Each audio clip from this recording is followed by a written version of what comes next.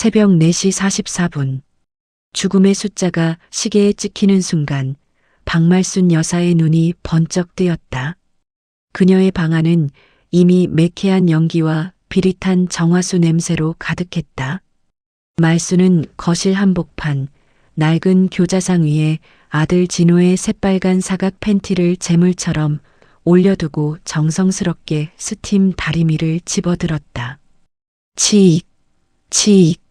날카로운 스팀 소리가 고요한 새벽 공기를 찢었다. 빳빳하게 풀을 먹인 빨간 천이로 뜨거운 김이 솟구칠 때마다 말순은 주문을 외듯 낮은 목소리로 중얼거렸다. 불이다. 이건 불이야. 우리 진호 명줄 살릴 천지신명의 불기운이야.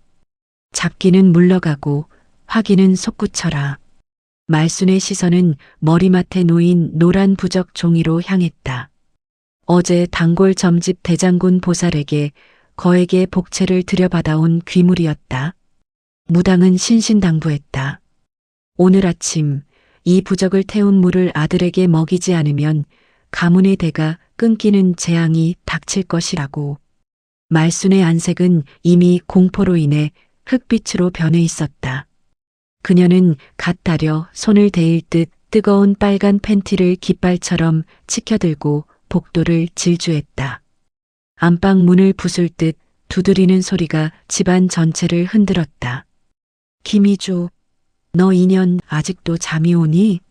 내 서방이 지금 저승 문턱에 발을 걸치고 있다는데 며느리라는 년이 태평하게 잠처자고 있어. 잠시 후 문이 열리고 며느리 희주가 까치진 머리를 한 채 나타났다. 말순은 대답도 듣지 않고 뜨끈한 빨간 팬티를 희주의 콧구멍 앞까지 들이밀었다. 희주의 얼굴 위로 말순의 거친 숨결과 삭은 종이 탄 냄새가 훅 끼쳐왔다. 어머님, 이제 겨우 5시예요. 진호 씨 어제 새벽 2시에 들어왔다고요. 5시가 문제냐? 오늘 우리 진호 100억짜리 계약 날이야. 대장군 보살님이 오늘 불기운이 모자라면 재앙이 닥친다잖아. 이 부적 물 안 마셨다가 우리 아들 잘못되면 너 내 손에 제삿날인 줄 알아. 말순은 희주를 짐짝처럼 밀치고 침대로 달려들었다. 35살 먹은 거구의 아들 진호는 어머니의 서슬퍼런 목소리에 익숙한 듯 좀비처럼 몸을 일으켰다. 말순은 아들의 바지를 직접 내리고 그 핏빛 붉은 천 조각 속에 아들의 다리를 쑤셔 넣었다. 아들은 저항하지 않았다.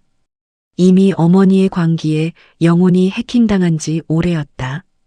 그 기괴한 풍경을 지켜보는 희주의 눈동자에는 감정이 소멸해 있었다.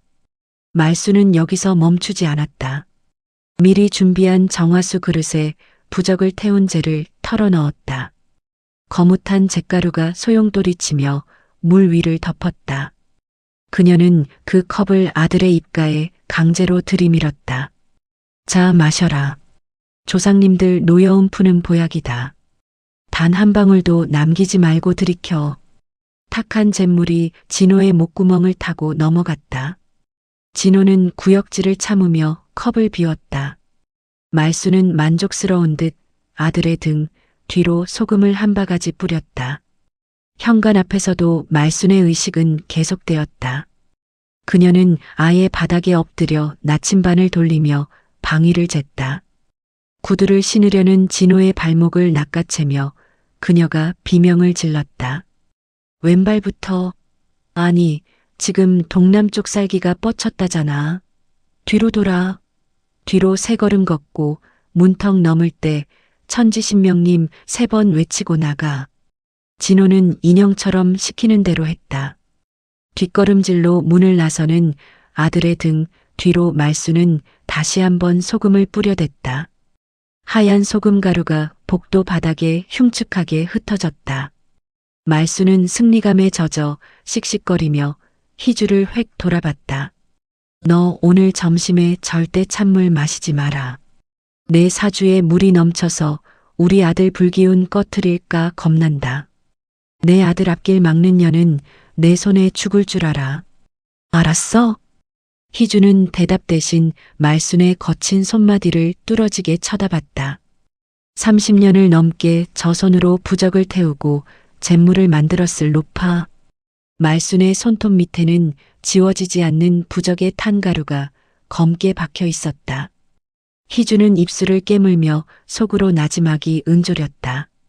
어머님, 이제 그만 그 지옥에서 꺼내드릴게요.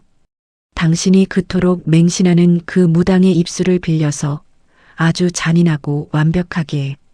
말순은 희주의 눈빛이 예전과 다르다는 것을 눈치채지 못한 채 다시 거실로 돌아가 나침반의 바늘을 응시하기 시작했다. 아들의 승리를 확신하는 노파의 미소 위로 며느리의 차가운 설계가 그림자처럼 드리우고 있었다. 말순에게 3대 독자 아들은 신이었고 사주는 그 신을 지키는 유일한 법전이었다. 하지만 그 법전의 내용을 고치는 권력자가 이제 막 자신의 집안으로 걸어들어왔다는 사실을 그녀는 꿈에도 몰랐다. 말순이 일주일에도 3번씩 출근 도장을 찍는 대장군 보살의 점집. 동네 어기 으슥한 골목 끝 붉은색과 파란색 깃발이 바람에 미친 듯이 나부끼는 그곳은 한낮에도 향 냄새가 진동하여 일반인들은 근처에 가기조차 꺼리는 기괴한 공간이었다. 하지만 말순에게 이곳은 자신의 모든 불안을 쏟아내고 아들의 앞길을 보장받는 유일한 신전이었다. 말순은 오늘도 며느리 몰래 꼽을 쳐둔 쌈짓돈 500만 원을 하얀 봉투에 가득 담아 무당 앞에 엎드렸다. 낡은 방석 위에 무릎을 꿇은 말순의 관절에서 뚝 하는 소리가 났지만 그녀는 통증조차 느끼지 못하는 듯했다. 보살님, 우리 진호 승진 시험이 코앞인데 정성이 부족한가요? 왜 자꾸 꿈자리가 사나울까요? 어젯밤엔 글쎄 시커먼 물귀신이 우리 진호를 끌고 가는 꿈을 꿨지 뭡니까? 제가 전생에 무슨 죄를 지어서. 대장군 보살은 요란하게 방울을 흔들며 눈을 뒤집었다. 작두라도 탈 기세로 몸을 떨던 무당이 갑자기 엽전을 탁자 위로 던지더니 벼락 같은 호통을 쳤다. 에잉, 조상님이 노하셨어. 집안에 차가운 물 기운이 넘쳐 흐르는데 아들이 숨을 쉬겠어? 내 며느리 사주에 물이 넘쳐서 우리 아들 불기운을 다 잡아먹고 있는데 너는 한가하게 꿈 타령이나 하고 있어? 이 무식한 여편네야. 말순은 가슴이 철렁 내려앉았다. 역시나 그 며느리가 문제였다.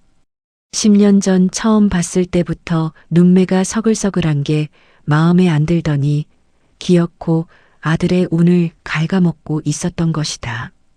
말순은 겁에 질려 봉투를 무당 쪽으로 더 밀어넣으며 연신 대리석 바닥에 머리를 찧었다. 보살님, 제발 방법 좀 일러주세요. 우리 3대 독자 살려야 합니다. 내 아들 앞길 막는 년이라면 내가 당장 내쫓아서라도. 내쫓는다고 될 일이 아니야. 이미 살이 꼈어. 내일부터 내가 시키는 대로 정성을 안 들이면 내 아들 올해 안에 곡소리 날 줄 알아. 당장 저 안방 가서 108배 올리고 가. 말순은 무당의 서슬 퍼런 경고에 사시나무 떨듯 떨며 법당 뒷방으로 기어 들어갔다. 곧이어 방 안에서는 말순의 거친 숨소리와 함께 쿵, 쿵 하는 절소리가 들려오기 시작했다. 그때였다. 말순이 방 안에서 피눈물을 흘리며 절을 올리는 사이 점집 뒷문이 소리 없이 열렸다. 차가운 겨울바람을 몰고 들어온 이는 다름 아닌 며느리 희주였다. 방금 전까지 눈을 부라리며 말순을 쥐락펴락하던 대장군 보살은 희주를 보자마자 들고 있던 방울을 바닥에 떨어뜨렸다. 무당의 안색이 순식간에 흙빛으로 변하더니 그대로 바닥에 넙죽 엎드렸다. 어이구 사모님, 오셨습니까? 시키신 대로 아주 넋을 빼놨습니다. 방금 전에 기세등등하던 대장군은 온데간데 없었다. 사실 이 대장군 보살은 신기라곤 손톱만큼도 없는 전과 삼범의 사기꾼이었다. 5년 전 희주는 시어머니를 미행하다가 이 무당이 점집 뒤편에서 몰래 배달시킨 족발을 뜯으며 어떻게 하면 저 할머니 돈을 더 뜯어낼까 낄낄거리는 현장을 목격했다. 당시 희주는 경찰에 신고하는 대신 무당의 목줄을 쥐는 쪽을 택했다. 무당의 과거 범죄 기록과 사기 증거들을 들이밀며 그녀를 자신의 충실한 사냥개로 포섭한 것이다. 희주는 무당이 방금 말순에게 받은 돈 봉투를 구두 끝으로 툭 쳤다. 연기가 과해요, 보살님. 우리 어머님, 이러다 정말 심장마비 오겠어. 희주의 목소리는 낮고 서늘했다. 무당은 바들바들 떨며 대답했다. 죄송합니다, 사모님. 겁을 확실히 줘야 한다고 하셔서 이 돈은 바로 사모님 계좌로 입금하겠습니다. 이 돈 다 내가 어머님께 드린 용돈인 거 알죠? 보살님은 수수료 10%만 챙기고 나머지는 내일 아침까지 입금하세요. 그리고 다음번 처방은 내가 지금 문자로 보낸 대로 하세요.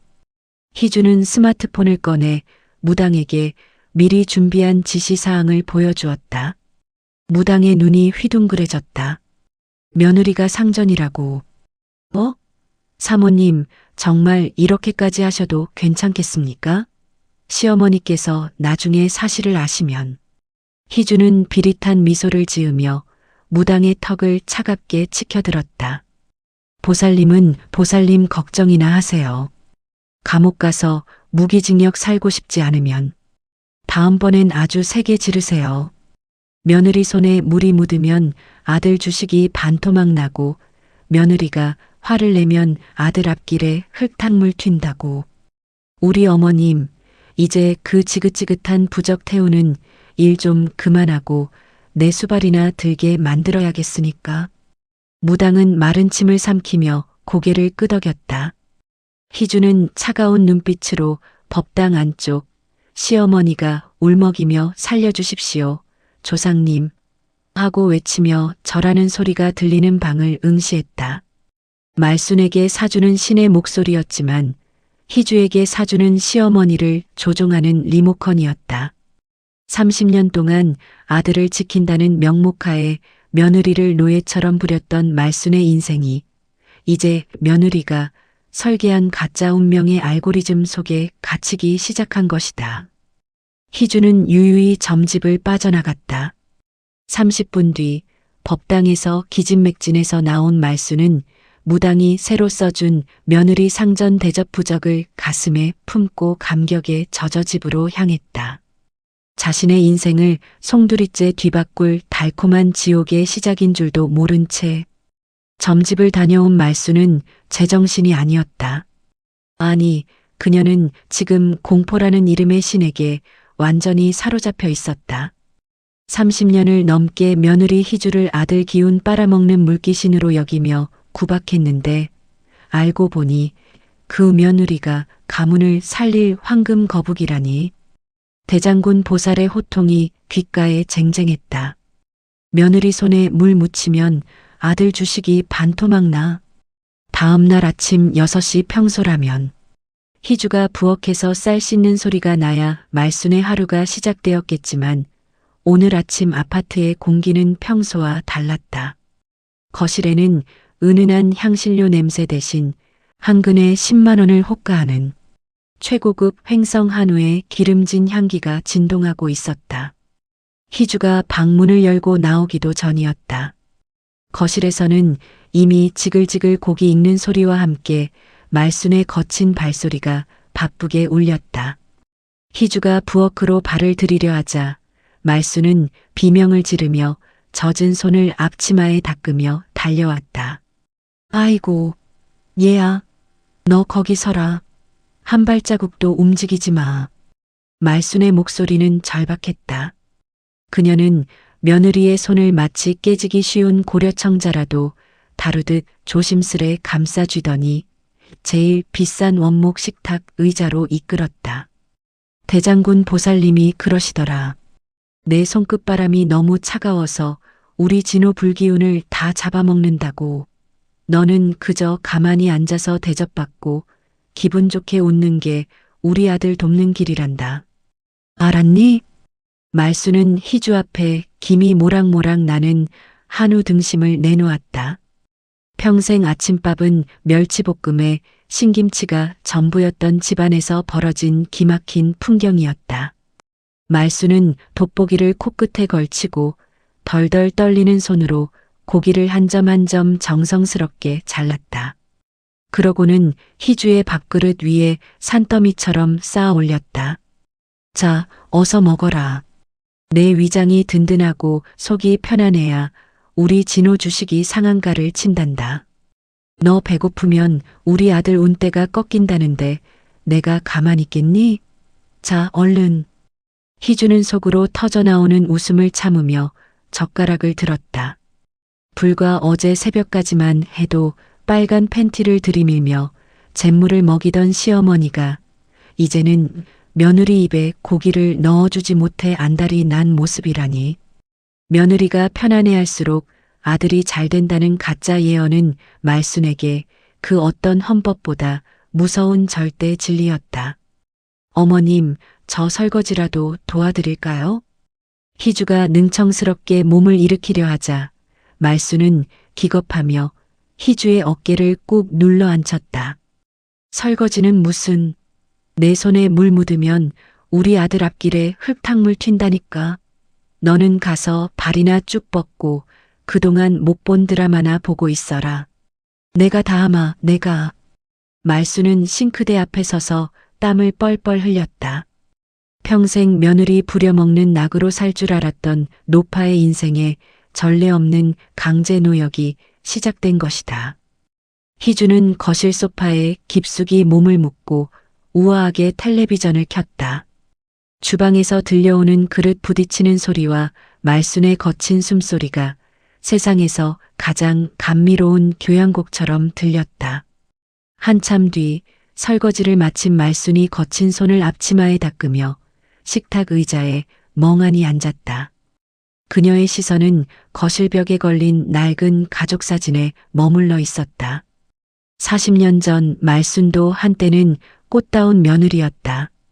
하지만 시집 온 지 1년 만에 딸을 낳자 시어머니는 미역국 대신 소금을 뿌리며 모욕을 줬다. 아들도 못 낳는 주제에 밥은 넘어가냐? 조상님 뵐 낯이 없다.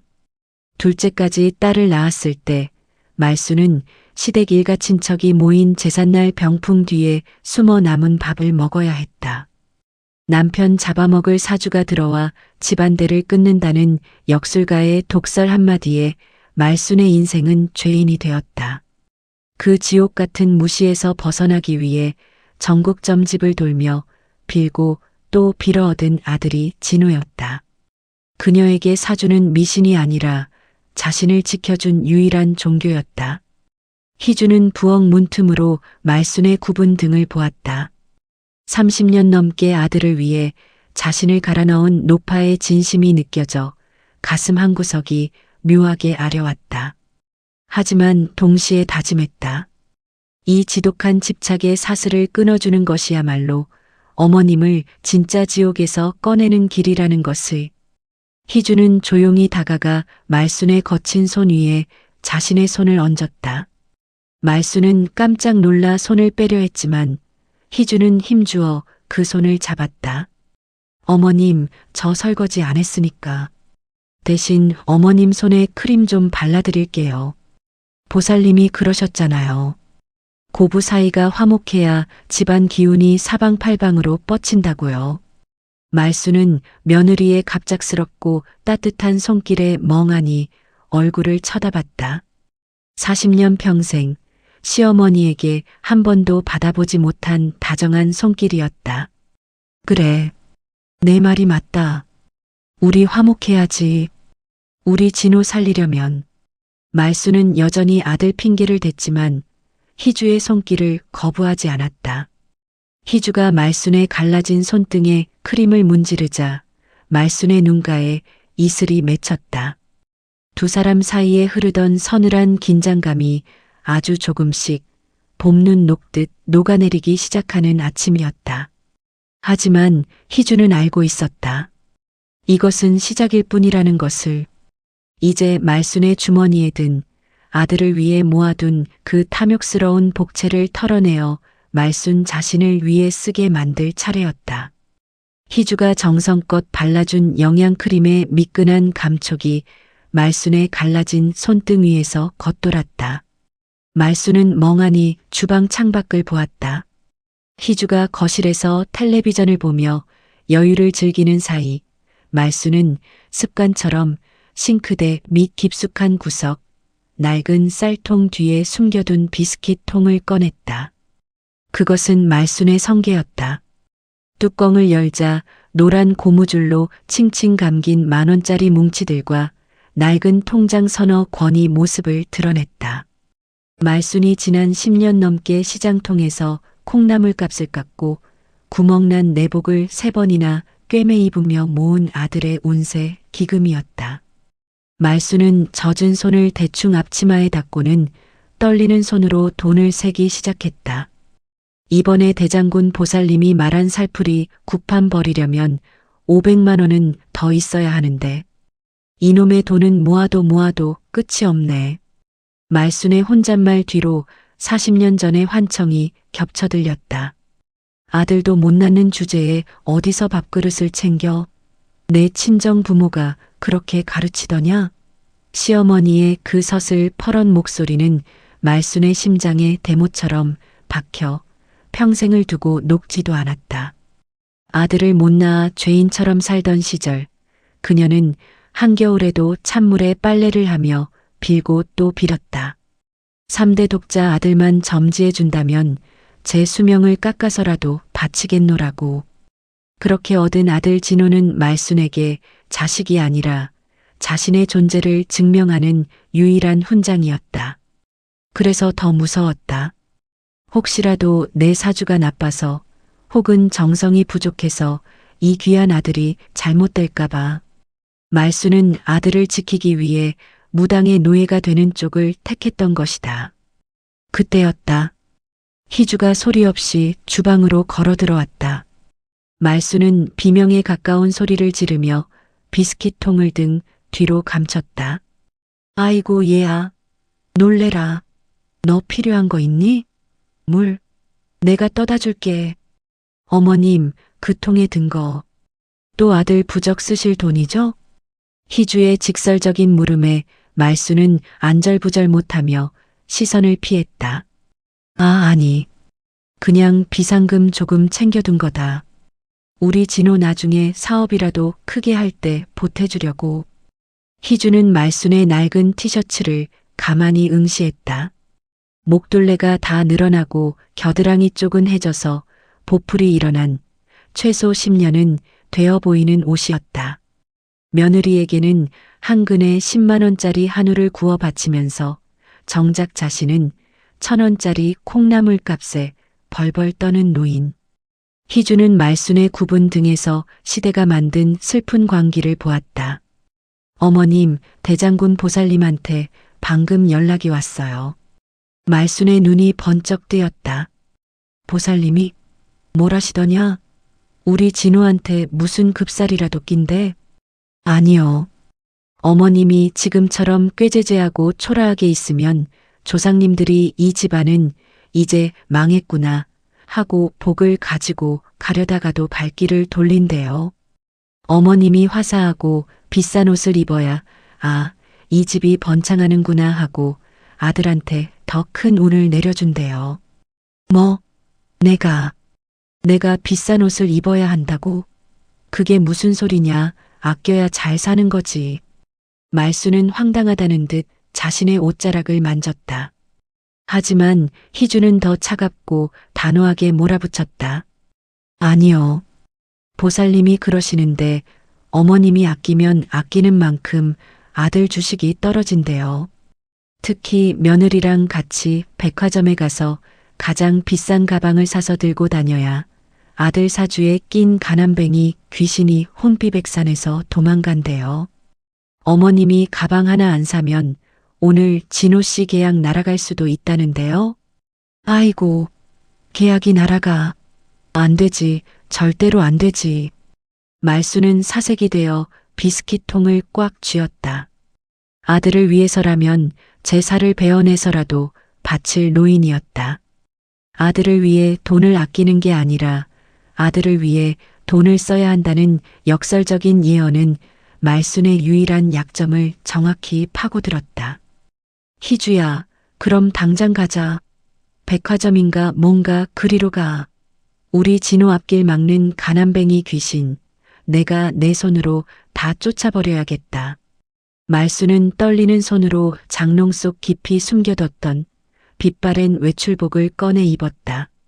희주는 말순의 뒤에서 몰래 휴대폰을 꺼내 무당에게 메시지를 보냈다. 보살님, 10분 뒤에 백화점 1층 명품관 앞으로 오세요. 어머님 눈앞에서 왕후의 기운 운운하며 바람 제대로 잡으셔야 합니다. 실패하면 보살님 사기 전과 바로 경찰서로 넘어갑니다. 희주는 말순의 낡은 옷소매를 잡고 현관을 나섰다. 평생 아들이라는 감옥에 갇혀 자신을 학대해온 한 노인의 인생을 그녀가 가장 두려워하는 운명의 이름으로 무너뜨리고 다시 세우기 위한 본격적인 작전이 시작되고 있었다. 백화점의 화려한 조명 아래로 들어서는 말순의 다리가 후들거렸다. 그런 말순의 어깨를 희주가 단단히 감싸주며 속삭였다. 어머님, 걱정 마세요. 오늘부터 어머님 사주팔자 제가 제대로 고쳐드릴게요. 백화점 1층 명품관. 은은하게 흐르는 클래식 음악과 코끝을 찌르는 고급스러운 향수 냄새, 그리고 눈이 멀 것 같은 화려한 조명 아래서 말수는 잔뜩 움츠러들었다. 평생 시장통에서 검은 비닐봉지만 들고 다니던 그녀에게 이곳은 마치 외계의 행성 같았다. 희주야, 여기 가방들은 무슨 밥솥보다 작으면서 가격표에 0이 왜 이렇게 많이 붙어 있니? 이거 다 사기꾼들 아니냐? 말수는 낡은 청가방을 가슴팍으로 꼭 끌어당기며 속삭였다.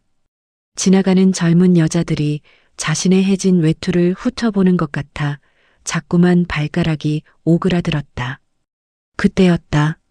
저 멀리서 화려한 호피 무늬 코트에 챙이 넓은 모자를 쓴 여인이 모델처럼 걸어오고 있었다. 바로 희주의 연락을 받고 대기 중이던 대장군 보살이었다. 말수는 눈을 의심했다.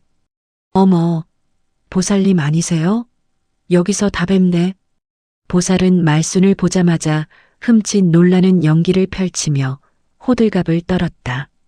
그녀는 말순의 손을 덥석 잡더니 주변 사람들을 의식하는 척 목소리를 낮췄다. 아이고, 박씨 부인. 내가 오늘 아침부터 서쪽에서 왕후의 기운이 뻗친다 했더니 여기서 귀인을 뵙네? 근데 안색이 이게 뭐야? 왜 이렇게 그늘이 졌어? 말수는 사색이 되어 물었다. 예, 왕후의 기운이라니요? 안색이 안 좋습니까? 보살은 말순이 메고 있는 낡은 청가방을 가리키며 혀를 끌차기 시작했다. 이놈의 가방이 문제야. 이 낡아빠진 천 조각이 아드님 운세를 다 갉아먹고 있잖아. 여기 낀 가난뱅이 귀신들이 아드님 계약서를 다 갉아먹고 있는데 주인이라는 사람이 한가하게 백화점 구경이나 하고 있어. 아이고 보살님, 그럼 어찌해야 합니까? 우리 진호 잘못되면 안 되는데. 보살은 명품 매장 안쪽 쇼케이스에서 영롱하게 빛나는 검은색 가죽 가방 하나를 가리켰다. 500만 원이 훌쩍 넘는 고가의 명품 백이었다. 저게 그냥 가방인 줄 알아? 저건 3대 독자의 운을 담아낼 황금 항아리야. 저 가방을 박씨 부인이 딱 들고 다니면 그 눈부신 광택의 귀신들이 눈이 멀어 도망가는 법이지. 오늘 당장 저걸로 갈아치워. 안 그러면 내일 아드님 회사에서 큰 사달이 날 거니까. 말수는 다리가 후들거렸다. 아들을 위해서라면 제 살도 베어줄 노인이었지만 500만 원은 시장에서 콩나물을 몇만 번은 팔아야 만질 수 있는 거금이었다. 말순이 망설이는 찰나 희주가 말순의 손을 따뜻하게 잡으며 쐐기를 박았다. 어머님, 제가 보탤게요. 어머님이 왕후처럼 보여야 우리 진호 씨가 황제가 된다잖아요. 어머님 인생을 위해서가 아니라 우리 진호 씨를 위해서라도 사셔야 해요. 말수는 결국 떨리는 손으로 싱크대 및 비스킷통에서 꺼내온 돈 뭉치를 내놓았다. 매장 직원이 흰 장갑을 끼고 조심스레 건네준 새 가방을 어깨에 매는 순간 기묘한 일이 벌어졌다. 거울 속에 비친 자신의 모습. 비록 옷은 낡았지만 어깨에 걸린 가방 하나가 그녀의 굽은 등을 꼿꼿하게 펴주는 듯했다. 40년 전 시댁 문턱을 넘으며 죄인처럼 고개를 숙였던 박말순이 아니었다. 그녀는 평생 처음으로 자신이 누구의 엄마가 아닌 존중받아야 할 박말순이라는 사실을 피부로 느꼈다. 보살은 옆에서 계속 바람을 잡았다. 아이고, 역시 왕후의 기상이야. 이제야 아드님 앞길에 비단길이 깔리겠네. 자, 가방 메고 한 바퀴 돌아봐. 말수는 어색하게 백화점 복도를 한 바퀴 돌았다.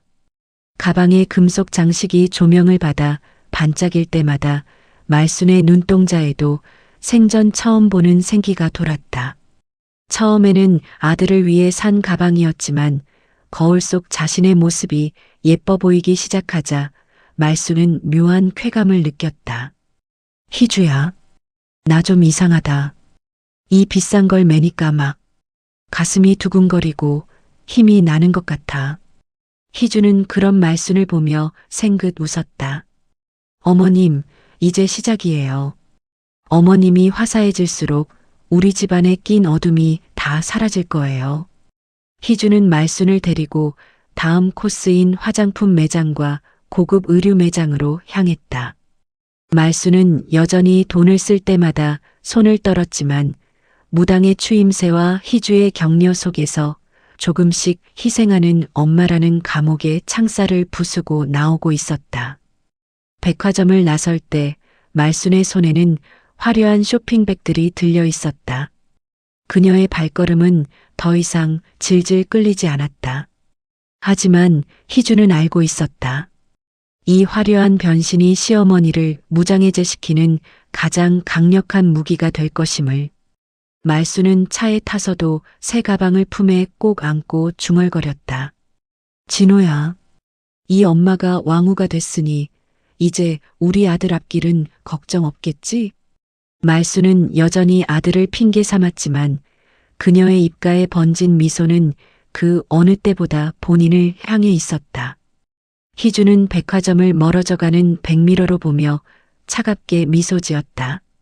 이제 시어머니의 몸을 감싼 것은 부적이 아니라 그녀가 평생을 부정해온 욕망이었다. 백화점 나들이를 마치고 돌아온 말순의 얼굴에는 평생 본 적 없는 광채가 돌았다. 현관에 들어서자마자 그녀는 명품 로고가 선명한 쇼핑백들을 거실 한복판에 조심스레 마치 신주단지 모시듯 내려놓았다. 500만 원짜리 가방을 품에 안은 말순의 자세는 평소의 구부정한 노파가 아니었다. 희주야, 얘. 내가 참. 아까 매장에서 사람들이 나 쳐다보는 거 봤니? 이 늙은이가 이런 가방 드니까 다들 내가 무슨 재벌가 사모님인 줄 알더라. 대장군 보살님 말이 맞나 봐. 가방 하나 바꿨는데 마음이 이렇게 든든한 게 우리 진호 회사 일도 술술 풀린 것만 같구나. 역시 왕후의 기운은 따로 있어. 말수는 새 가방을 소파 상석에 모셔두고 평소라면 아까워했을 비싼 수입 초콜릿을 직접 가서 희주에게 내밀었다. 희주는 그런 말순을 보며 서늘하면서도 생긋한 미소를 지었다. 그럼요, 어머님. 조상님들도 화사한 거 좋아하신다니까요. 이제 어머님 사주에 낀 어둠은 다 물러간 거예요. 축하드려요, 어머님. 하지만 그 찬란한 평화는 10분도 채가지 않았다. 말순이 며느리와의 짧은 외출에 취해 안방에서 새 옷을 갈아입어 보며 거울 앞에서 포즈를 취하던 그 시각, 회사에서 예상보다 일찍 돌아온 아들 진호가 베란다 대청소를 시작한 것이 화근이었다. 엄마, 베란다 구석에 이 항아리들 다 뭐야? 먼지가 이만큼 쌓였는데 왜 안 버려? 집안에 이런 거 쌓아두면 기운 안 좋다고 엄마가 그랬잖아. 거실에서 들려온 진호의 목소리에 말순의 심장이 덜컥 내려앉았다. 그녀는 속옷 차림에 겉옷만 대충 걸친 채 안방 문을 박차고 튀어나왔다. 안 돼. 진호야. 그거 건드리지 마. 거기 조상님 정기 든 항아리라고 내가 몇 번을 말해. 당장 내려놔. 말순의 비명에도 불구하고 진호는 이미 베란다 구석 깊숙이 처박혀 있던 작고 낡은 항아리 하나를 번쩍 들어 올린 상태였다. 30년 넘게 한자리에서 묵은지처럼 사가버린 항아리는 겉면에 기괴한 붉은 부적들이 덕지덕지 붙어 있어 보기만 해도 소름이 끼쳤다. 무슨 조상님 정기야. 다 미신이지. 이런 게 있으니까 엄마가 자꾸 점집에 돈을 뿌리는 거 아냐. 진호가 짜증스럽게 항아리를 거실 쪽으로 옮기려던 찰나 30년의 세월에 사가버린 항아리 표면이 매끄러운 진호의 손에서 미끄러졌다. 챙그랑 마이너스. 날카롭고 육중한 파열음이 거실을 갈기갈기 찢었다. 깨진 도자기 파편들이 햇빛을 받아 사방으로 튀었고 그 안에서 쏟아져 나온 것은 소금이 아니었다.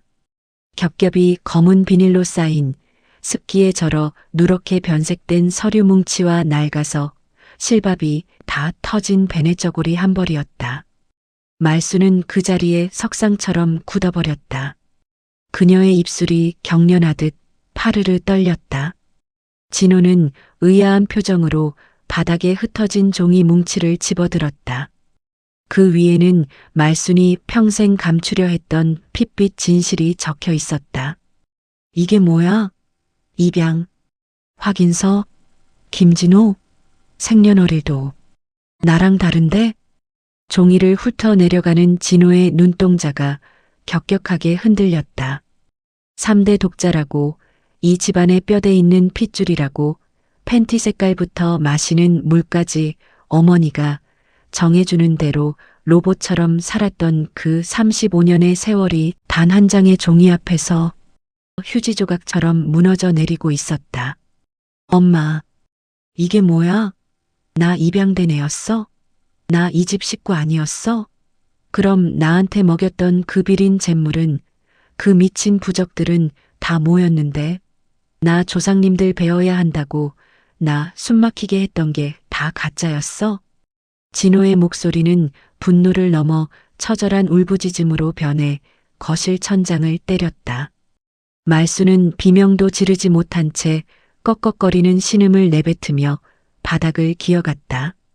아냐, 아냐, 진호야. 넌 내 아들이야.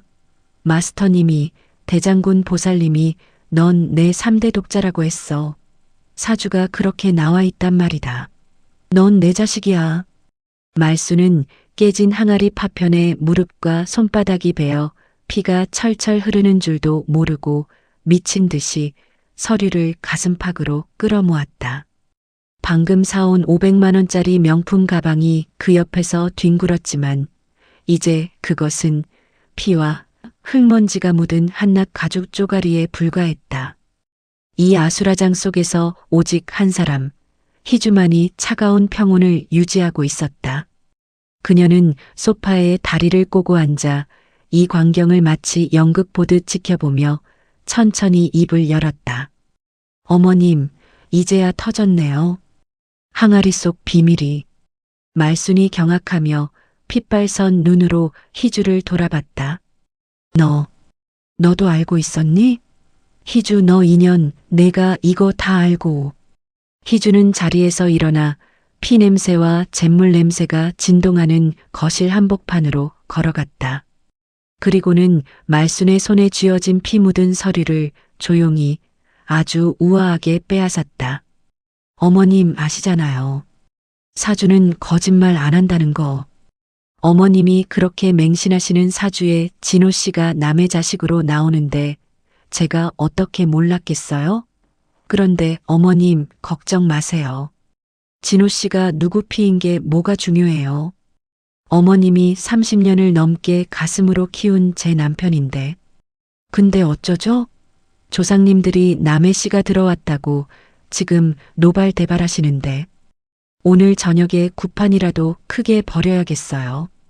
희주의 위로 섞인 냉소는 말순의 심장을 도려내는 가장 날카로운 칼이었다. 가장 행복했던 여왕의 하루가 끝나자마자 그녀가 평생을 바쳐 지켜온 가짜 낙원이 산산조각 났다. 말순은 며느리의 발치를 붙잡고 하얗게 거품을 물며 오열했다. 명품 가방에 반짝이는 금장 로고 위로 말순의 검붉은 피가 뚝뚝 떨어졌다. 운명이 설계한 가장 잔인하고도 완벽한 반전이 시작되는 순간이었다. 거실은 순식간에 아수라장이 되었다. 깨진 항아리 파편과 그 위로 쏟아진 낡은 서류들, 그리고 말순의 무릎에서 배어나온 검붉은 피가 대리석 바닥 위에서 기괴하게 뒤섞였다. 진호는 자신의 손에 들린 입양 확인서를 보고 또 보았다. 35년 평생 자신이 이 집안의 기둥이자 유일한 혈통이라고 믿으며 어머니의 온갖 기행을 참아왔던 시간들이 머릿속에서 폭풍처럼 휘몰아쳤다. 가짜였어. 다 가짜였어. 진호의 목소리는 낮게 떨리다 못해 갈라져 나왔다. 그는 고개를 들어 바닥을 기고 있는 말순을 내려다보았다. 말순은 피 묻은 손으로 진호의 바짓가랑이를 붙잡으며 절규했다. 아냐, 진호야. 조상님이 점지해 주신 내 아들 맞아. 그 서류가 잘못된 거야. 마스터님이, 대장군 보살님이 내 사주가 3대 독자 황제 사주라고 몇 번을 말했는데 넌 내 자식이야. 말순의 그 지긋지긋한 사주 타령에 진호의 눈에 핏발이 섰다. 그는 미친 듯이 거실 벽면을 향해 달려갔다. 그리고는 벽에 붙은 거대한 풍수 지도와 노란 부적들을 양손으로 닥치는 대로 찢어발기기 시작했다. 이 종이 쪼가리가 뭐라고. 이 노란 종이 하나 때문에 내 인생이 박살났는데 아직도 사주 타령이야. 안 돼. 진호야. 그거 찢으면 너 죽어. 살이 낀단 말이다. 제발 그만해. 말순은 비명을 지르며 진호의 허리를 껴안았다. 하지만 눈이 뒤집힌 진호의 힘을 당해낼 수 없었다. 진호는 현관에 걸린 말린 북어를 떼어내 바닥에 팽개치고 말순이 정화수를 떠놓던 정갈한 옷그릇들을 발로 차 부숴버렸다. 거실은 순식간에 소금 가루와 깨진 사기그릇 파편으로 뒤덮였다. 엄마는 내 피가 썩어 문드러지는 건 안 보이고 그 노란 종이 쪼가리 타는 것만 보였어. 내가 새벽마다 그 비린 잿물을 마시며 속이 뒤집어질 때 엄마는 조상님 노여움 풀렸다고 웃었지? 그게 다 가짜 자식인 거 들킬까봐 무서워서 그런 거였잖아. 진호의 절규에 말순은 아무 말도 하지 못한 채 바닥에 머리를 찌으며 울었다. 미안하다. 진호야, 내가 죄인이다. 근데 너 잘못될까봐. 가문에서 쫓겨날까봐. 이 엄마는 그게 최선인 줄 알았어. 이 모든 참상을 거실 소파에 앉아 지켜보던 희주가 천천히 자리에서 일어났다. 그녀는 찢겨나간 부적 조각 하나를 밟으며 말순에게 다가갔다. 희주의 눈동자는 얼음처럼 차가웠다. 어머님, 이제 아시겠어요? 어머님이 세우신 그 통제된 낙원이 얼마나 모래성 같았는지. 희주는 바들바들 떨고 있는 말순의 어깨를 붙잡아 강제로 일으켜 세웠다. 말순은 며느리의 손길이 무서운 듯 몸을 떨었지만 지금 기댈 곳은 희주뿐이었다. 희주야, 내 남편 좀 말려다오. 저러다 천벌 받으면 어떡하니. 우리 진호 살려야 하잖니. 희주는 말순의 귀에 대고 서늘하게 속삭였다. 어머님 걱정 마세요. 대장군 보살님이 그러셨잖아요. 이 살풀이는 이제부터 시작이라고. 진호 씨가 이렇게 폭주하는 건 어머님이 숨겨온 그 비밀의 귀신들이 화가 나서 그런 거래요. 이제 보살님께 더 큰 정성을 들여야 할 때예요. 어머님 전세 보증금 아직 남아있으시죠? 말수는 며느리의 말에 최면에 걸린 듯 고개를 끄덕였다. 그래. 보살님. 대장군 보살님한테 가야지. 내 아들 살려야지. 진호는 그런 어머니를 보며 허탈한 듯 웃음을 터뜨렸다. 아직도 그 무당이야? 엄마는 정말 구제불능이야. 진호는 찢어진 부적 조각들을 발로 지니기며 집을 뛰쳐나갔다. 쾅 하고 닫히는 현관문 소리와 함께 말수는 다시 바닥으로 무너져 내렸다. 희주는 거실 한복판에 널브러진 500만 원짜리 명품 가방을 집어들어 흙먼지를 툭툭 털어냈다. 어머님, 울지 마세요. 내일 아침 일찍 보살님 찾아가서 가짜 3대 독자 살풀이 제대로 예약해 둘게요. 돈은 넉넉히 준비해 두시고요. 희주의 입가에 번진 미소는 말순이 그토록 두려워하던 귀신의 미소보다 훨씬 더 잔인하고 아름다웠다. 말수는 이제 아들을 지키기 위해서가 아니라 자신의 죄책감과 공포를 덮기 위해 며느리가 파놓은 거대한 수렁 속으로 스스로 발을 내딛고 있었다. 진호가 부수고 나간 거실은 정막보다 무거운 절망으로 가득 찼다. 말수는 찢긴 부적 조각들 사이에 주저앉아 넋이 나간 듯 중얼거렸다. 우리 진호가 알면 안 되는데 저러다 정말 떠나면 어떡하나. 그녀의 눈은 이미 초점을 잃었고 피 묻은 손은 여전히 바닥에 흩어진 입양 서리를 긁어 모으고 있었다. 그때였다. 굳게 닫혔던 현관문의 도어락이 거칠게 울리더니 둔탁한 소리와 함께 문이 열렸다. 진호인 줄 알고 고개를 번쩍 든 말순의 눈앞에 나타난 것은 낯선 사내였다. 길게 기른 염소 수염에 개량 한복을 걸치고 목에는 굵은 염주를 감은 사내.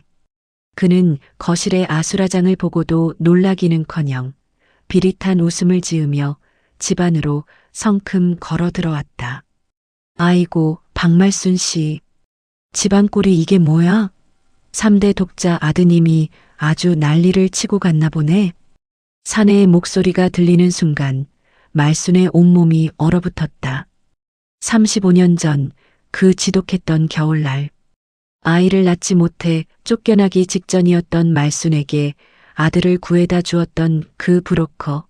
아니, 지금은 자칭 도사라 불리는 황도사였다. 황도사? 당신이 여긴 왜? 왜긴 왜야? 예정도 있고 마침 내가 신기가 돌아서 박씨 부인 소식이 궁금해 왔지. 근데 보아하니 비밀 보관함이 터졌구먼. 입양 서류가 거실 바닥에서 춤을 추고 있네. 황 도사는 바닥에 떨어진 서류 한 장을 발가락으로 툭 쳤다. 말수는 사색이 되어 그 서류를 가슴팍으로 숨겼다. 당장 나가. 여기 당신이 올 때가 아니야. 나갈 때 나가더라도 입막음 비용은 정산해야지. 3대 독자라고 온 동네방네 떠들고 다녔는데 이게 남의 집 씨라는 거 알려지면 박씨 부인 인생은 어떻게 되나? 그 무서운 시댁 양반들이 무덤에서 일어나서 작두라도 타러 오겠어. 황 도사의 눈빛이 번뜩였다. 그는 거실 소파에 앉아있는 희주를 힐끗 보더니 다시 말순에게 다가갔다. 자그마치 1억이야. 1억이면 내 입은 지퍼처럼 잠길 거야. 못 주겠다면 내일 아침에 이 서류 복사해서 박씨 문중 어른들 집 앞에 다 뿌려주지. 말수는 숨이 막혔다. 1억이라니. 비스킷통에 든 돈은 이미 명품 가방과 국값으로 다 털린 상태였다. 이제 남은 건 이 집 전세 보증금뿐이었다. 말순이 부들부들 떨며 희주를 바라봤다. 구원자를 찾는 간절한 눈빛이었다. 희주는 무표정한 얼굴로 자리에서 일어났다. 그녀는 황 도사 앞에 당당히 서서 차가운 미소를 지었다. 도사님, 영업 방식이 너무 고전적이시네. 지금 우리 어머님이 돈이 어디 있다고 여기서 행패해요? 이 며느리는 뭐야? 넌 빠져. 내 시어머니 인생이 걸린 일이야. 황 도사가 손을 휘두르려 하자 희주가 그의 팔목을 낚아챘다. 희주의 손아귀 힘에 황 도사의 얼굴이 일그러졌다. 어머님, 걱정 마세요. 제가 해결할게요. 근데 어머님, 대장군 보살님이 그러셨죠? 이 가난뱅이 귀신이랑 악연을 끊으려면 어머님이 가진 마지막 기둥을 내놓아야 한다고. 전세 보증금 빼서라도 이 사람 입 막아야 진호 씨가 무사해요. 안 그래요? 말수는 며느리의 말에 최면에 걸린 듯 고개를 끄덕였다. 황 도사라는 현실의 위협과 대장군 보살이라는 미신적 위협이 동시에 그녀를 덮치자 말순의 판단력은 완전히 마비되었다. 그래, 내놔야지. 전세금이라도 빼서 우리 진호 지켜야지. 희주야, 내가 좀 알아봐다오. 제발, 저 인간 좀 치워줘.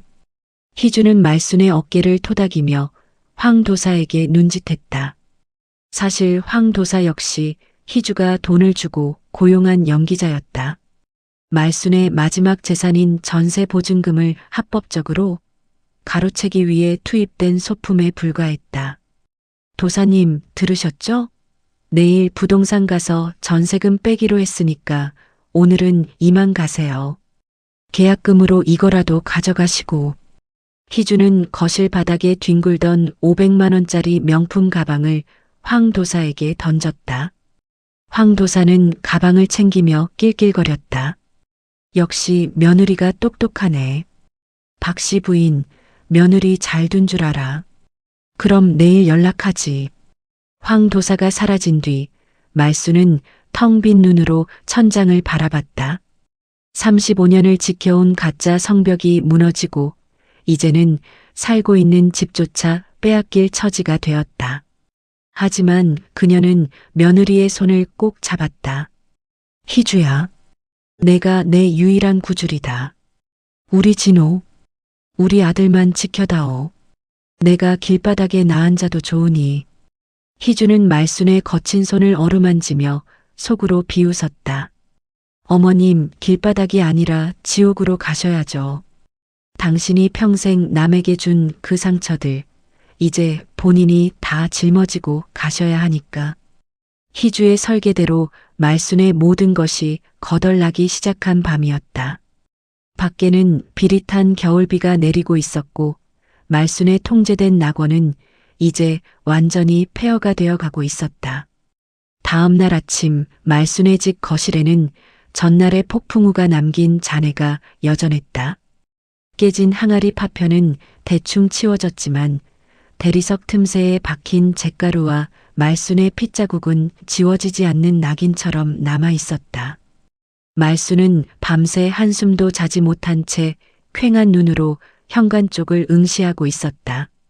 그녀의 손에는 전세 보증금 통장과 인감이 들린 낡은 헝겊 주머니가 덜덜 떨리며 쥐어 있었다. 어머님, 밤새 많이 힘드셨죠? 따뜻한 차 한 잔 드세요. 희주가 차분한 목소리로 차를 내밀었지만 말수는 대답할 기력조차 없었다. 그때 약속이라도 한 듯 현관 도어락 소리가 정적을 깼다. 황 도사였다. 그는 어제보다 더 거만한 태도로 거실 한복판까지 걸어들어와 뻔뻔하게 자리를 잡고 앉았다. 자, 박씨 부인. 밤새 고민 좀 해보셨나? 내 입을 막을 건지 아니면 내일 아침 문중 어른들 제사상에 입양 서류를 올릴 건지 결정하시라고. 말수는 사색이 되어 희주의 뒤로 숨었다. 희주는 그런 말순의 어깨를 단단히 감싸쥐며 황 도사를 매섭게 노려보았다. 도사님, 약속대로 돈 준비했습니다. 하지만 조건이 있어요. 이 돈 받으면 다시는 우리 어머님 앞에 나타나지 않겠다는 각서 쓰세요. 그리고 당신이 가진 원본 서류, 지금 당장 내 눈앞에서 태우시고요. 황 도사는 낄낄거리며 품속에서 서류를 꺼냈다. 역시 며느리가 화끈하구먼. 좋아. 돈만 확실하다면 나도 깔끔하게 손 씻지. 희주는 말순에게서 통장 주머니를 건네받았다. 말순은 자신의 목숨줄을 넘겨주듯 한참을 망설이다가 희주의 단호한 눈빛에 못 이겨 결국 손을 놓았다. 희주는 그 자리에서 황 도사에게 거액의 이체를 확인시켜 주었고 황 도사는 준비한 라이터로 서류를 불태우는 신용을 했다. 자, 이제 우린 남남이야. 박씨 부인, 며느리한테 절이라도 해. 이런 며느리 아니었으면 당신은 벌써 길바닥이었어.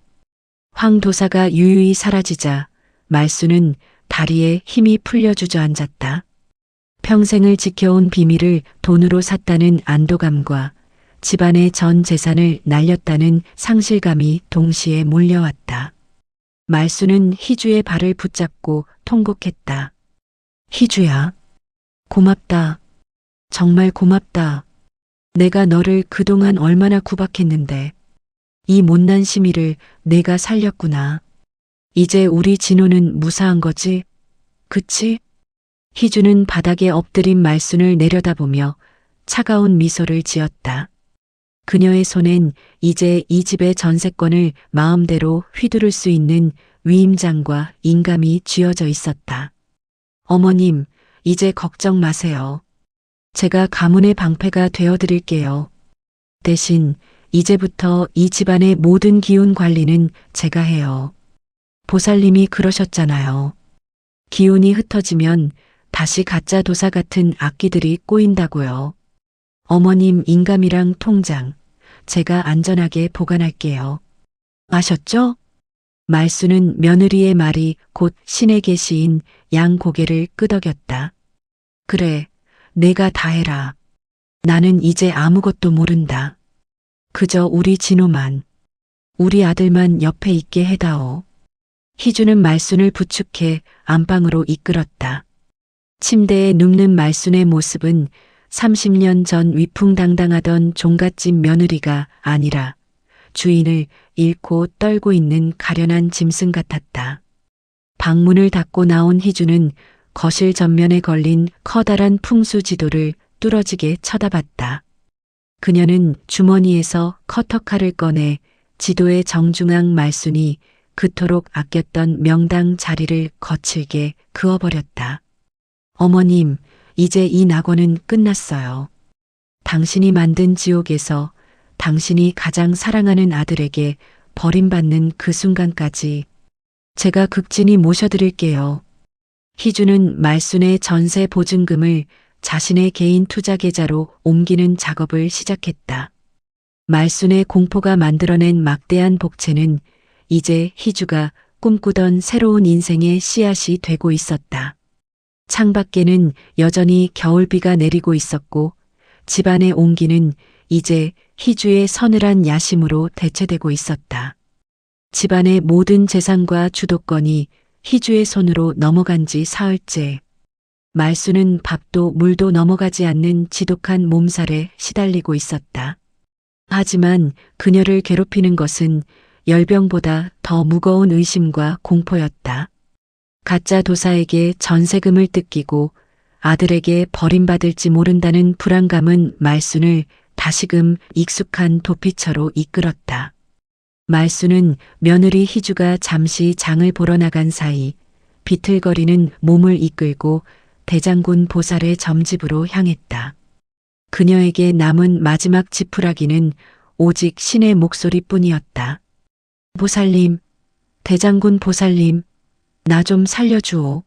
우리 집안이 풍비박산 났소. 말수는 신당 문을 부술듯이 열고 들어갔다.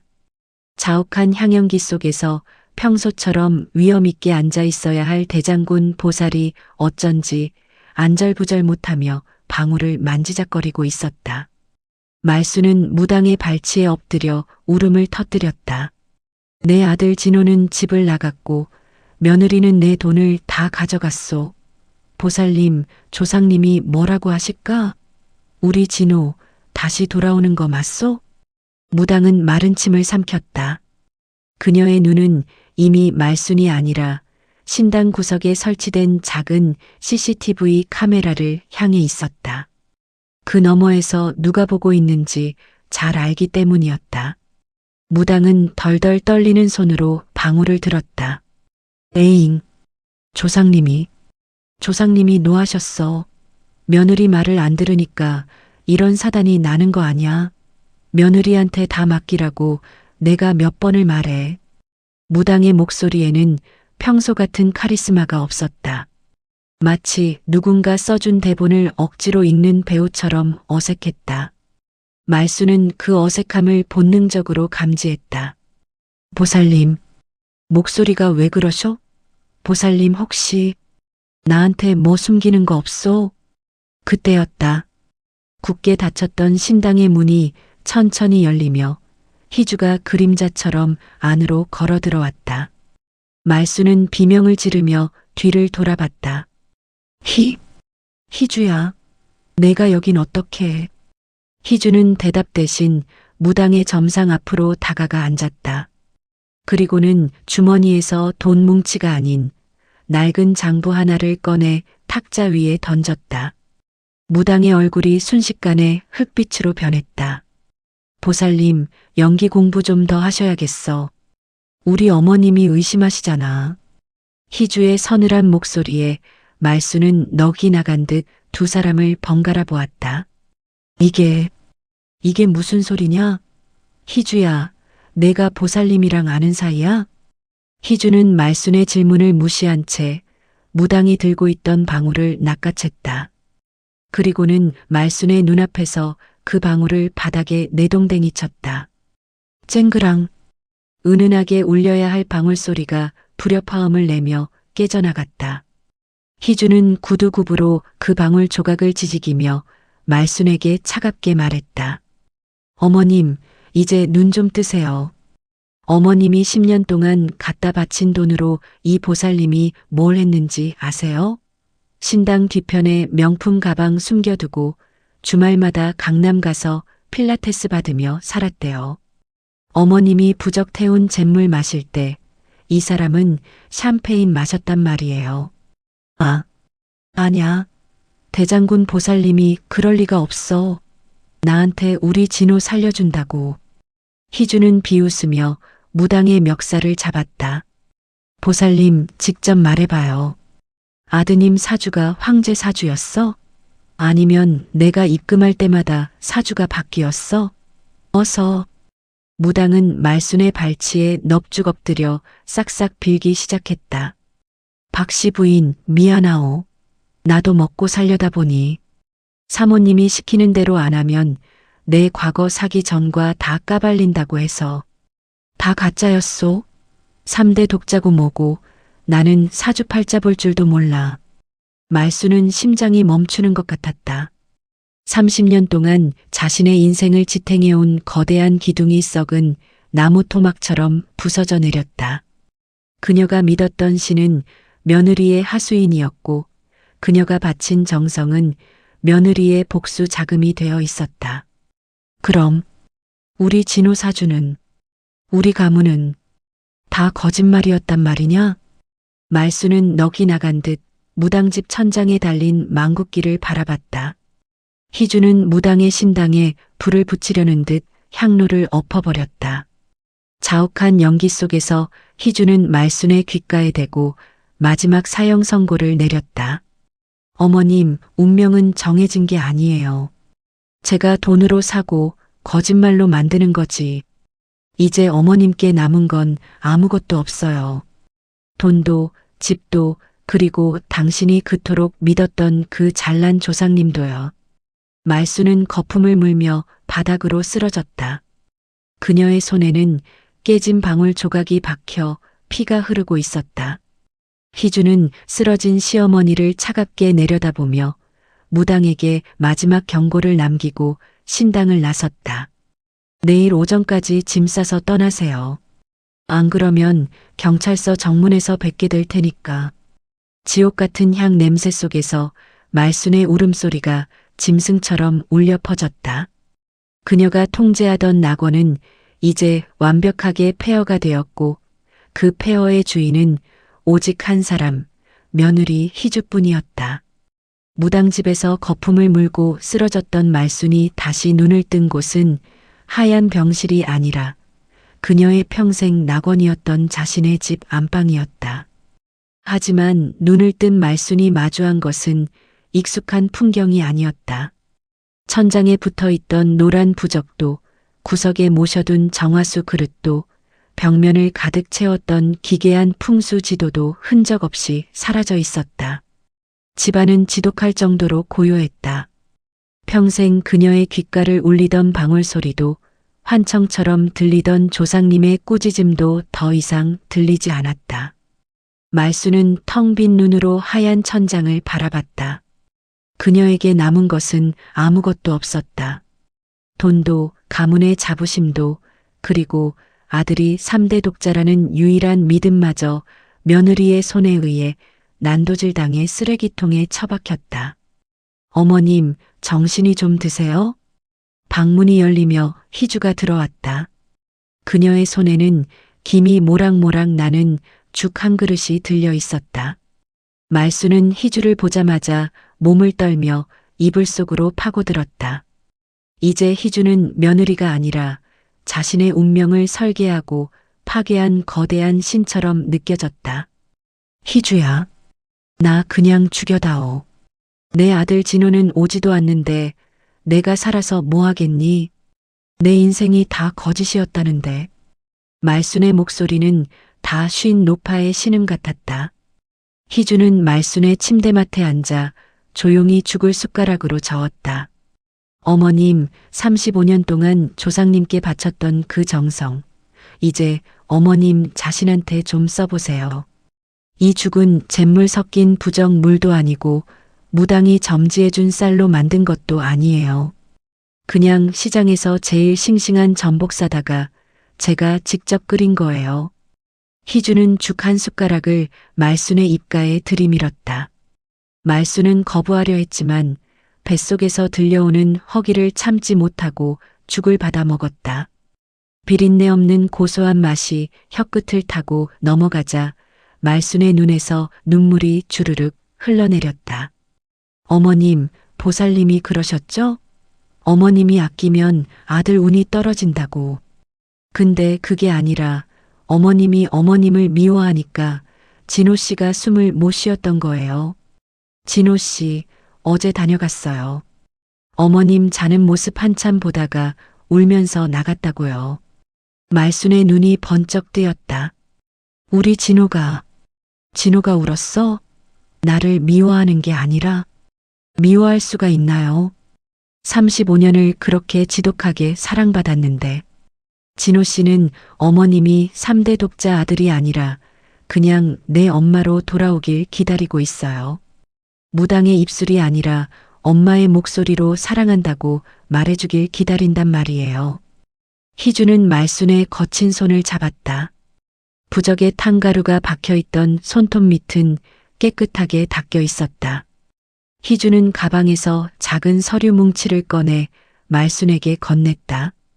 이거 어머님 전세 보증금이에요. 가짜 도사한테 준 거 제가 미리 빼돌려 놨었어요. 보살님한테 준 복채도 제가 다 회수했고요. 어머님 노후 자금 하나도 안 축나고 그대로예요. 말순은 경악하며 서류를 바라봤다. 며느리가 자신의 전 재산을 가로챈 줄로만 알았는데 사실은 가장 안전한 곳으로 피신시켜 두었던 것이다. 말순은 희주의 손을 잡고 꺼느꼈다. 희주야, 내가 왜, 나 같은 년한테 왜 이렇게까지 하니? 어머님을 가둔 그 감옥, 제가 부숴드리고 싶었어요. 우리 엄마도 어머님처럼 사주에 미쳐서 살다가 돌아가셨거든요. 저는 어머님까지 그렇게 보내드리고 싶지 않았어요. 희주의 눈에도 처음으로 차가운 복수심이 아닌 따뜻한 눈물이 고였다.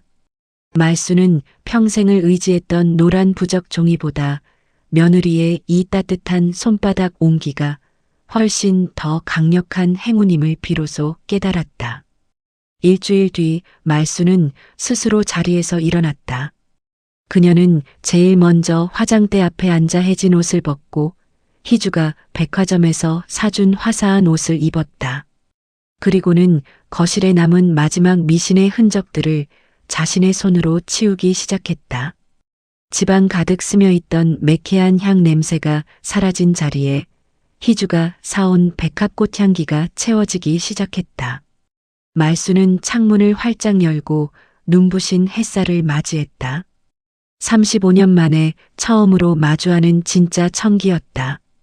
집안을 가득 채웠던 비릿한 향 연기와 눅눅한 부적 냄새가 완전히 사라진 자리에 희주가 매일 갈아주는 백합꽃 향기가 은은하게 스며들었다.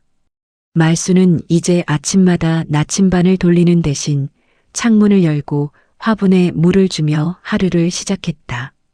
하지만 평온해 보이는 그녀의 뒷모습에는 여전히 지워지지 않는 그림자가 있었다. 그것은 바로 아들 진호의 출생에 대한 지독한 부채감이었다. 희주야, 얘야. 내가 다 치웠는데 이 가슴 속에 박힌 대못은 안 빠지는구나. 내가 우리 진호를 속이고 온 집안을 속여서 남의 씨를 데려다 3대 독자라고 거짓말을 했으니 내가 죽어서 무슨 낯으로 조상님을 보겠니? 말수는 찻잔을 든 손을 파르르 떨었다. 그녀에게 진호는 목숨보다 소중한 아들이었지만 동시에 자신이 가문을 배신했다는 증거이기도 했다. 그때 희주가 방 안쪽에서 낡은 오동나무 상자 하나를 들고 나왔다. 그것은 말순이 평생 장롱 깊숙이 숨겨두었던 진호의 입양 서류가 들어있던 바로 그 상자였다. 어머님, 제가 흥신소 사람들을 좀 썼어요. 어머님이 35년 전 그 추운 겨울날 진호 씨를 데려왔던 그 병원과 기록들을 다 뒤졌거든요. 말수는 사색이 되어 희주의 손을 잡았다. 아니 얘야, 그걸 왜 다시 들추니? 이미 다 들통난걸. 내 죄가 더 커질 뿐인데. 희주는 말순을 조심스레 자리에 앉히고 상자 안에서 빛바랜 신문 기사 조각과 낡은 흑백 사진 한 장을 꺼냈다. 사진 속에는 젊은 시절의 말순과 그녀를 꼭 닮은 한 여인이 나란히 서서 웃고 있었다. 이분, 어머님 막내 동생분 맞죠? 35년 전 교통사고로 남편분과 함께 돌아가셨다는. 말순의 눈동자가 흔들렸다. 그래, 불쌍한 내 동생. 그때 갓 태어난 핏덩이 하나 남겨두고 그렇게 가버렸지. 내가 그 애라도 거두고 싶었지만 시댁에서 아들 못 낳는다고 쫓겨나기 직전이라 정신이 없어서. 그래서 그 애를 먼 친척 집에 맡겼다고만 알고 있었는데. 희주는 말순의 손위에 사진과 함께 최신 유전자 검사 결과지 한 장을 포개어 놓았다. 어머님, 진짜 천기누설은 지금부터예요. 어머님이 그때 돈을 주고 사왔다고 믿었던 그 아기가 사실은 어머님 남편분이 몰래 손을 써서 데려온 어머님의 친조카였어요. 말순의 숨이 멎었다. 뭐라고? 그게 무슨 소리냐? 시아버님도 알고 계셨던 거예요. 어머님이 아들을 못 낳아 미쳐가는 걸 보면서 남의 자식을 데려오면 어머님이 평생 마음 붙이지 못할까봐 사고로 부모 잃은 어머님의 친조카를 입양기관을 거쳐 극비리에 데려오신 거였어요. 어머님은 그게 남의 집시라고 생각하며 죄책감에 사셨지만 진호 씨 몸속에는 처음부터 어머님과 같은 피가 흐르고 있었다고요. 말수는 서류에 적힌 친족관계 성립이라는 글자를 보고 또 보았다. 눈물이 서류 위로 뚝뚝 떨어져 글자를 번지게 했다. 35년 동안 그녀를 짓눌렀던 가짜 3대 독자라는 멍해가 단 한 장의 종이 앞에서 하얀 가루가 되어 흩어졌다. 그럼 우리 진호가 내 동생 아들이었다고? 남이 아니라 내 핏줄이었다고? 네, 어머님. 조상님이 점지해 주신 게 맞았던 거예요. 무당의 방울소리가 아니라 어머님의 그 지독한 사랑이 자기 핏줄을 알아보고 끌어당긴 거라고요. 어머님은 가문을 속인 죄인이 아니라 끊어질 뻔한 가문의 대를 당신의 사랑으로 이어낸 영웅이세요. 말수는 목을 놓아 울기 시작했다. 그것은 회한의 눈물이 아니라 35년 만에 비로소 자신을 용서하는 해방의 통곡이었다. 거실 문이 열리며 퇴근한 진호가 들어왔다. 모든 사실을 이미 희주에게 전해 들은 진호는 말순의 앞에 무릎을 꿇고 그녀의 굽은 등을 꼭 껴안았다. 엄마, 나 남의 아들 아니었어. 처음부터 엄마 아들이었어. 미안해. 내가 엄마 마음도 모르고. 진호야, 내 아들아. 고맙다. 살아있어줘서 고맙다. 내 동생이 너를 나한테 보내준 거였어. 정말로 조상님이 나를 버리지 않으셨어. 세 사람은 거실 한복판에서 서로를 끌어안고 한참을 울었다.